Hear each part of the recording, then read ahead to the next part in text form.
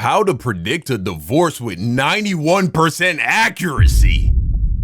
Video by Dr. Mark Baker. I almost don't want to watch this. This is kind of like, I'm married. You know what I'm saying? Married what? About to be 4 years. But if I can't make this shit work with my girl, bro, I can't make it work with nobody, bro. Honestly. For real. Maybe this will help you to realize whether or not the chick that you're with, it's not going in a good direction.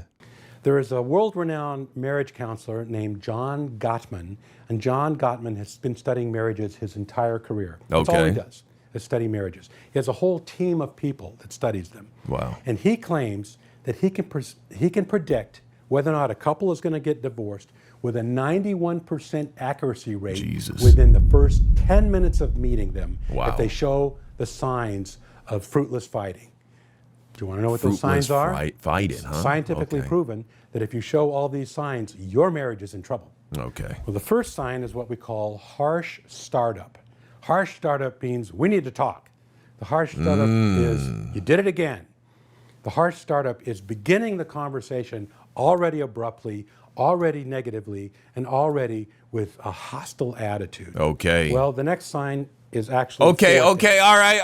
Gottman calls it the 4 horsemen. It's defensiveness. Ooh, okay.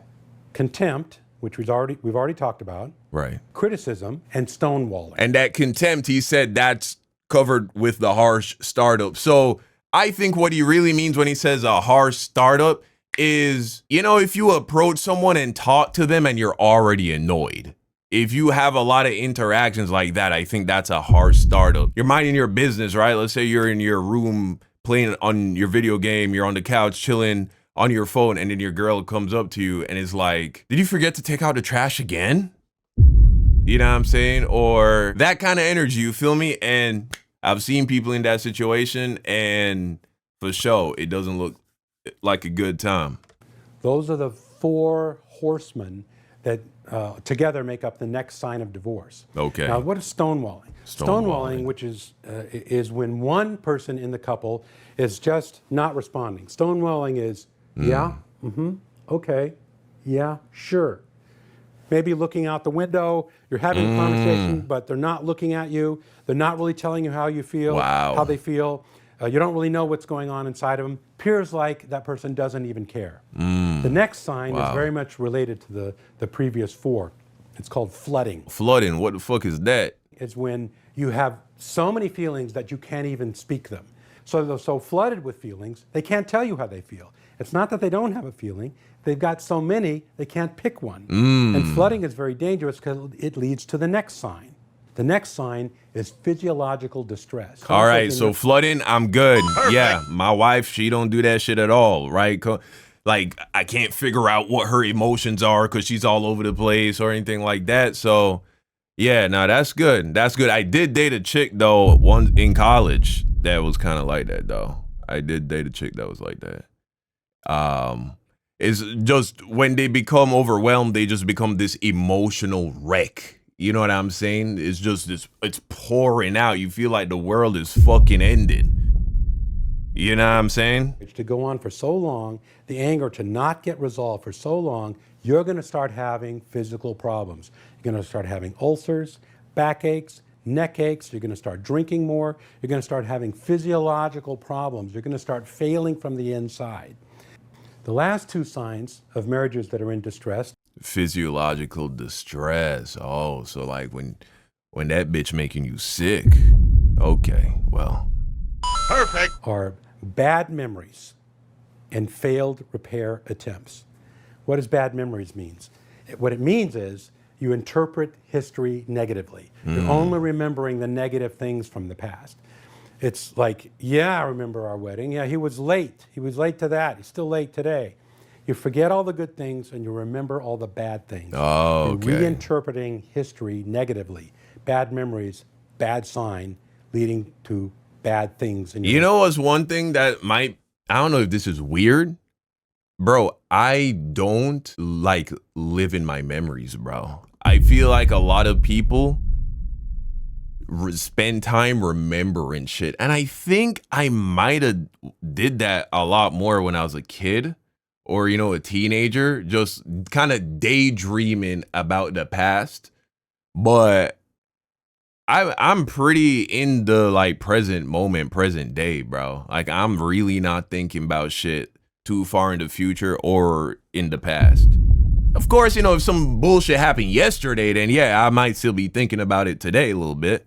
But just like sitting back and thinking about that one bad experience or that one fight I had with my chick like a year ago. But I don't know. My mom thinks that it's just like the way that I process negativity and trauma, because I also will forget things, bro. Like I'll completely black out events from the past. Like I won't even remember that happened. The downside to that, though, I do think there are people who do get enjoyment out of reminiscing on good things that happened in the past. Like that might be an enjoyable thing to experience or do, just sitting back and just kind of like a movie reliving a nice moment you had in the past. Just as I don't like relive bad things or dwell in the memories of negative things, I also don't dwell in the memories of good things either. I just am not in the past in my head at all, bro. Like really. Relationship. And the last thing is failed repair attempts. This is really critical.